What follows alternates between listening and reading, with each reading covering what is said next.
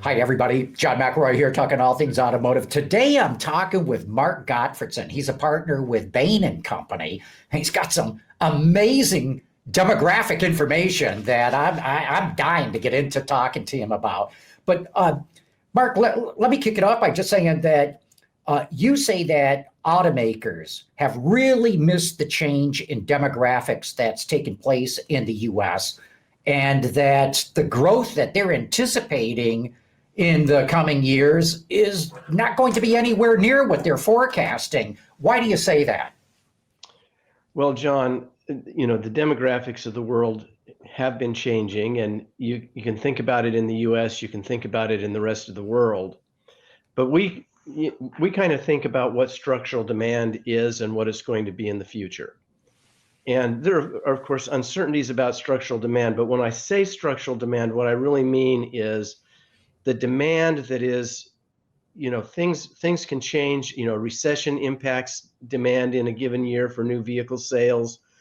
The economy doing well, incentives, those kinds of things can impact things. But what are the trend lines? Kind of what's the underlying demand? Stuff will go above it and below it and catch up and so on and so forth. But what are the underlying demands? We define structural demand. It's really defined by four variables. One is population growth. That's what we'll spend most of our time talking about today. And the one that I think most people are actually not thinking about as much as they should, and it's becoming a huge issue already in Europe and in Asia as well. Not as big an issue in the US historically because we've had the blessing of having in-migration. And that has really balanced things out. In fact, last year was probably the biggest year for migration ever. 2023, we don't know the final numbers for 2024, but 2023 was about 3.9 million people migrated into this country. You think about that, and what that means for vehicle demand. I'll come back to that in more detail later. But so the first variable in sort of thinking about underlying structural demand is population growth. The second is the rate at which people actually hold driver's licenses. So it turns out that the percentage of the eligible U.S. population, which we kind of think of the eligible population as being, sort of that 16 to 65-year-old person.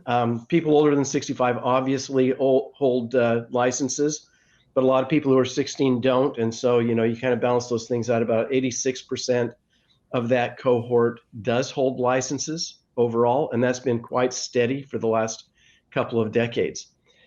You compare that to China, for example, that number is a number that's changing. So when you think about structural demand in China, you have to think about the penetration rate of driver's licenses. So population one, license rates number two. Number three is the number of cars per driver. So if you have license holders, on average, how many cars do they own? That has been pretty steady at about 1.2 for 30 or 40 years now. That's not been a growing number. It actually turns out that right now we're a little bit above that. The economy's been very good the last few years. When we went through the 2008 to 2010 sort of financial thing, that number of cars per driver dropped, but it has come back and actually is a little bit above the historical trend line today. So if anything, we've overbuilt the car park relative to that. And then the fourth is the scrappage rate. It turns out that the biggest driver of new car sales at the end of the day is how many cars get scrapped.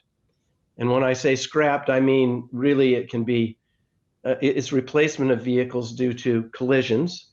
An interesting thing about collisions is that collisions were coming down consistently as cars got more safe until cell phones, and they've kind of ticked back up and have become fairly steady to where they were before. The second is disposal. You take them into a scrap yard, and they get mashed into a cube. And the third is export. A lot of our used cars get exported to Mexico and South America and things like that as they get older. And so that scrappage rate drives well, it drives more than 80% historically of new car sales, with that last 20% is really driven by growth in population. So those are the factors that you actually end up looking at.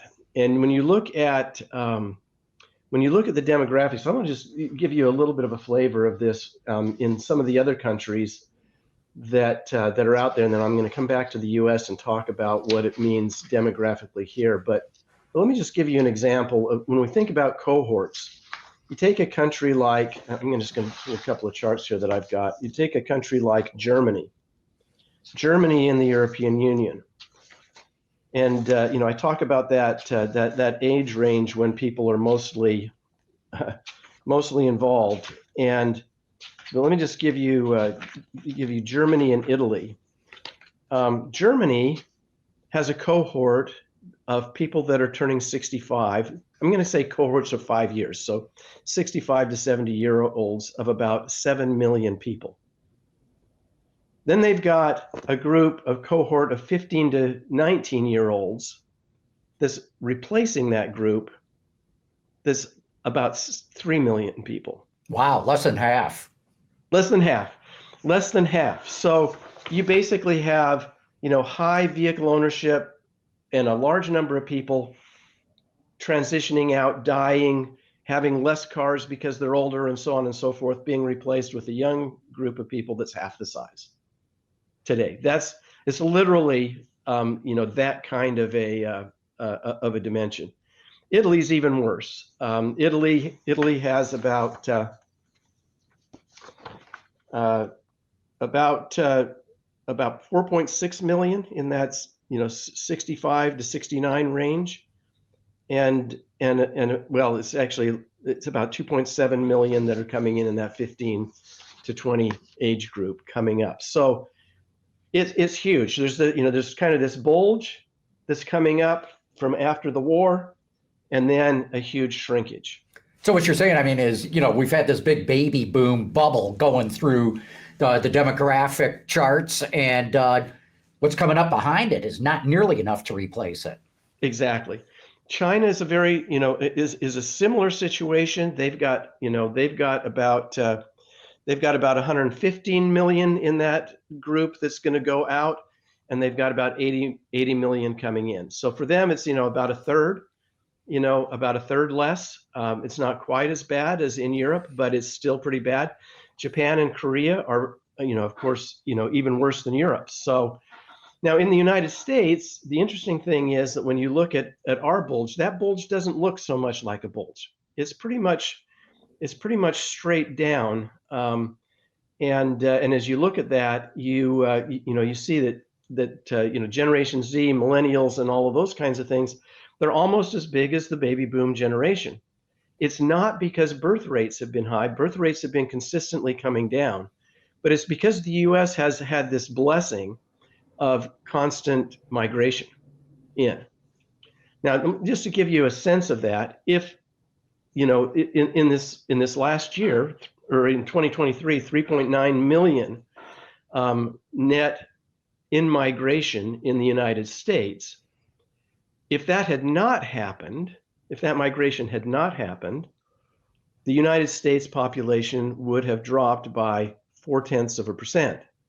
Now, on 350 million people, you're talking about 14 million people reduction in the total population, and you're talking about, in terms of the driving age individuals, it would actually be in the 4 to 5 million person range that you would actually be losing population and potentially car buyers. Instead, we got 3.9 million immigrants.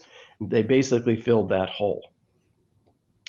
So under Trump, what's going to happen? That was going to be my question to you, right? So migration is going to drop. There's no question about it. And if you go back to his last year, or the year that he was in 2020, the total migration was 0.9 million. So if you drop back down to that 0.9 million, even, then it's 3 million people that you're losing. Now, I got to believe, Mark, that that was also affected by COVID, that it dropped off so much. Sure, yeah, but 2019, so 2019, let's call that Yeah. the base year. That's 1.2 million Oh, wow. of net migration. Hmm. So it's a very significant difference. So if we go back to that 1.2 million, the U.S. population starts to drop off. It absolutely does, because you're talking about that 0.4% reduction on an annual basis on 350 million people, and it's a huge number. Right. It's a huge number that you would actually see. The truth is, to be healthy, we need some migration. We need some migration, but the industry has had a rule of thumb that it grows 1% per year. So if 17 million vehicles, we're going to see 1% per year growth. That's 171,000 new vehicles every year, and that that compounds over time. But that, I think that the age of that happening is gone. Obviously migration is the single biggest variable that can change that, but I think we're going to see migration drop back to the old levels. But Mark, we've also seen car sales really peaked around 2016, 2017. The market has never recovered. I mean, COVID and the chip shortage, of course, put a big hole in the market. But it was starting to drop even before that. And it clearly is not recovered. We're still running at least 1 million units a year below what we were in 2017 to 2019. Yeah, I think there's an argument that says that 17 million was a peak that we could see it again, but it is not underlying structural demand. When we saw that peak, it was close to underlying structural demand. Structural demand right now is probably closer to 16 million or a little bit less. The in-migrants don't get cars quite as fast as the rest of the population. I think there's actually an interesting thing going on right now as well from a new car sales standpoint as well, which is that I actually think that there's been a little bit less. I mean, the data is a little bit unclear, and I think 2023 was showing it. I think when we get new data for 2024, it will show it more. But I think there's been less disposal. In other words, there's been less. And what do I mean by less disposal? We're talking about total registrations here, but one of the things that is happening with electric vehicles is that if somebody buys an electric vehicle, they may keep that ICE vehicle. Or they might keep one ICE vehicle. If they're a two-car family, they might, have a battery electric vehicle and keep two ICE vehicles.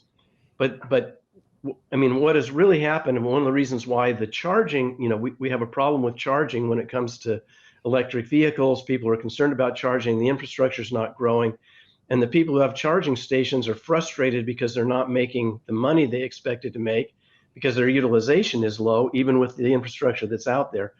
And the reason is that people are worried about charging, so they keep an ICE vehicle in their garage, and when they do a long road trip, they use their ICE vehicle, right? The range issues and things like that. And I think that what's going to show up here is a reduction in the scrappage rates, and that reduction in scrappage rates ultimately means that there's plenty of cars out there. And probably, but in the meantime, we've had more sales than we would have had relative to the scrappage rate, and to me, that's probably why we have more vehicles registered than the long-term trend. Very interesting. So you're saying U.S. population's been growing only because of immigration. That's right. It's likely to start dropping now as the U.S. clamps down on immigration. At the same time, we have a demographic shift to an older population. What's your outlook for the rest of this decade in terms of car sales, considering all those things? I think, well, I just don't think there's much upside. I mean, I think we're looking at Europe, and I don't think we will ever maybe be as bad as Europe or where, Korea or Japan are going to be in terms of car sales and the shrinkage that they're seeing, because we're going to continue to have some migration. We have that blessing as a nation that everybody wants to get in here. People aren't just flocking to Japan, and Japan doesn't really let people in. They would go into Europe, but Europe has, lots of restrictions on the migration and so on and so forth. But look at what's happening in Europe. I think it's the model that you really have to say, is this where we're headed? Maybe at a slower pace, but you see the closing of plants in Europe, and what's happening there is, of course, in Europe, it's very, very hard to lay people off, and so they don't really need the plants in order to keep the people populated. They're insourcing. They're insourcing everything. So they're insourcing seats assembly, for example. And the seats manufacturers, Lear and Adient and so on, are really, really seeing a huge drop off there. Marelli, I just saw a thing this morning that Marelli is trying to restructure because they're about to go out of business. They're going bankrupt because the OEMs, to hold employment up, are insourcing a lot of what they used to outsource. And you think about it. I mean, you and I have both lived through now decades of the auto industry, and for so many years, the entire trend was outsourcing. That has completely reversed itself, and it is death to a lot of the suppliers out there. They're the ones that are really getting killed in this situation. And you look at the trends here, and what we're really talking about is the potential for year over year, several assembly plants per year would need to be shut down. Yeah. For the U.S. Yeah. Oh, for the U.S. Very interesting. For the U.S., but yeah, as we go over the next 5 or 10 years. Yeah. So right now, most of the analysts are forecasting a little over 16 million units, 16.1, 16.2. Of course, that could all get thrown up in the air if these tariffs ever really hit in terms of Canada and Mexico. But for the time being, it looks like 16.1, 16.2. 2030, what would you advise automakers on? I think, as I think I mentioned to you in an email, we're doing some more detailed analysis on that. And we will get better numbers, and we might want to get back together when we get, there's a lot of variables that play into this, but I think we're more in the 13.5 to 14 million range. Whoa.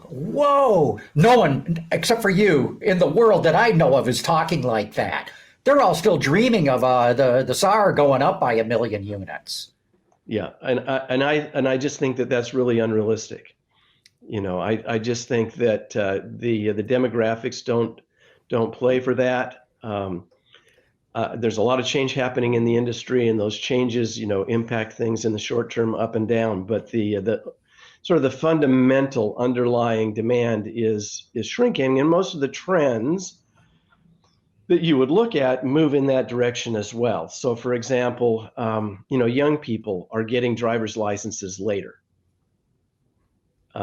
Just in general, they don't think of cars the same way our generation thought of cars. For them, it's a commodity. If you look at places like Brazil, where they really have, they don't really have a great infrastructure for vehicles, shared rides have made a huge difference in terms of their overall sales. So, in this sharing economy where you can ride an Uber, and I think that as we start to see more autonomous vehicles, more robo-taxis and things like that, people will say, I own 2 cars, but one of the couple has a short commute, and it's actually cheaper for me to take an Uber than to own a car. And that will impact, the number of vehicles out there. So that trend is moving in that direction as well. So that and the demographics, and then I guess the last one is we get more safety, as the vehicles become more level 3 and so on, and you see fewer collisions, then you see fewer disposals. All those things end up impact. If you think about it, new car sales are kind of like the tail on the dog that gets wagged. All of these things are or the tail, all these tail things end up wagging that the new car sales, and those things combined make it that this is really kind of a declining industry, and it's happening at a time when we're actually seeing an increase in number of brands, right? And of course, you see what the Honda and Nissan deal, you see the trouble that Stellantis is having. These are just the beginnings of, I think, some of the challenges that the industry is going to face.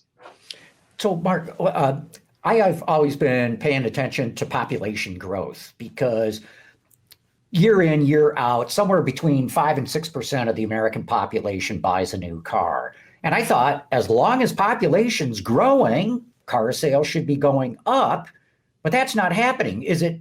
I mean, you've talked about a number of factors here, but is one of the key reasons is that even though the population's growing, it's older, so there's fewer people coming in that could buy cars?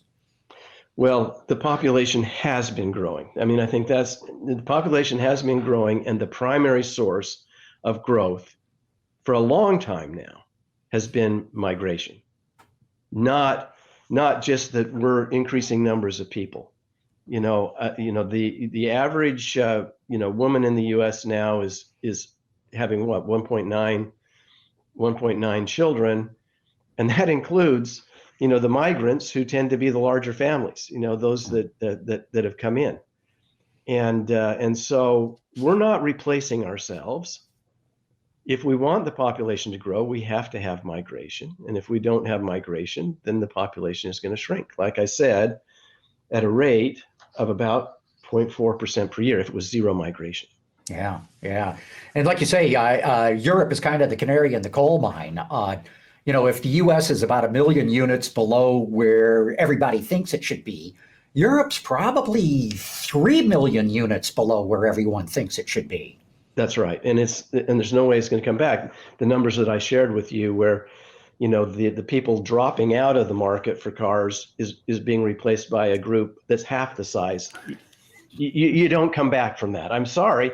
And unfortunately for them, the people who are going to be that group 20 years from now are already born. You already know how many of them there are, and it's actually a decreasing number. Mm-hmm. Wow. But Mark, are any car company suppliers, Wall Street analysts, or others talking to you about this? Well, the ones who are feeling it right now the most are the companies in the supplier industry. They're seeing it and feeling it, particularly in their European operations. But they're starting to say, okay, and so what does this mean for the U.S. over time? What are our growth vectors? These are, this is a tricky time. And, in a declining industry, there's really kind of two groups that end up creating the most shareholder value. Kind of the first one's out, and then the last man standing. And so, most auto suppliers really need to think about consolidation. How do you become the market leader? How do you ensure that you're going to be there at the end of the day as automakers end up insourcing things, as that trend reverses, and so on and so forth. And I think the automakers, I mean, look, there has to be some panic behind closed doors, because at a time when there's really no growth in the industry, you have the Chinese manufacturers coming on really strong. And time will tell whether they're really able to penetrate the U.S. market. It looks like they're going to penetrate the European market.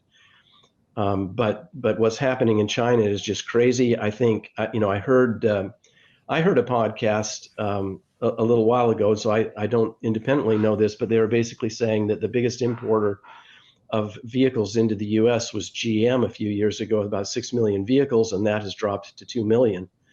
And most of that, coming out of China. And, companies like VW were very, very successful in China, but today they're just really struggling. And so you have this proliferation of new players in the market, just as the market's starting to decline. That's not going to be a pretty picture, unfortunately. Yeah, but your SAR projection for 2030 of what'd you say, 13.5 to 14 million. Yeah. I mean, I'll come back to you with more details on that later. Yeah. No, I'm going to follow this assiduously, because that's a really shocking number. Yeah. Hey, another question here. the average age of vehicles in the US is old and growing. I think it's like 12.6 years old right now. And that's an average between cars and trucks. I think cars are even older than that. Uh, do you think part of that is this demographic shift? Maybe you got boomers who are retiring, they're not driving as many miles, so they're just holding on to what they've got. Well, again, it comes back to, right now there are more vehicles per licensed driver than there have been for quite a long time. And I think that part of that is that people are holding on to them for various reasons. As I mentioned to you, I think that the electric vehicle has had an impact on that. But the other thing is cars have gotten more reliable. They last longer. If you think about the disposal rate, it really is when the car becomes so expensive that it's not worth driving anymore because of the maintenance, then you dispose of it. And but today cars last a long time. And even electric vehicles, everybody worried about, battery life and things like that, but that seems to be a non-issue now. And those vehicles last a very long time with the distance that they go. And they are more reliable, and that trend will continue. And if people hang on to their vehicles longer, it just means they don't buy as many new ones. And so it's one more trend that that drives the overall SAR down. Yeah. Well, remember that there's 260 million something vehicles on the road in the US, but there's $16 million of sales. So 16 million units of sales. And so the new car market, it doesn't really drive what's happening out on the road. There are a lot of things that impact that, and the thing that gets squeezed is that new car market. Yeah. Well, Mark, this is going to be fascinating to watch. I'll definitely want to talk to you again once you get the latest updates on the numbers. But this should be a wake-up call for the industry. I mean, there's a lot of restructuring and consolidation going on, but based on your forecast, just for 2030, which, as you know, in automotive terms, is right around the corner, I don't think anybody's prepping for that. Look, and let me make a comment here. When I say a forecast, I don't like forecasts because anytime you make a forecast, the only thing you know about it is that it's wrong. And there are factors that could impact that. Obviously, if migration continues to fill in the gaps, then for U.S. sales, that can make a difference. There are scenarios under which the sales could be higher. There are also scenarios under which they could actually be lower. And so, I think that any company that's looking at this needs to be laying out scenarios. And I typically think about scenarios from the standpoint of you ought to be looking at extreme but plausible scenarios and be saying, what would we do in those extreme cases?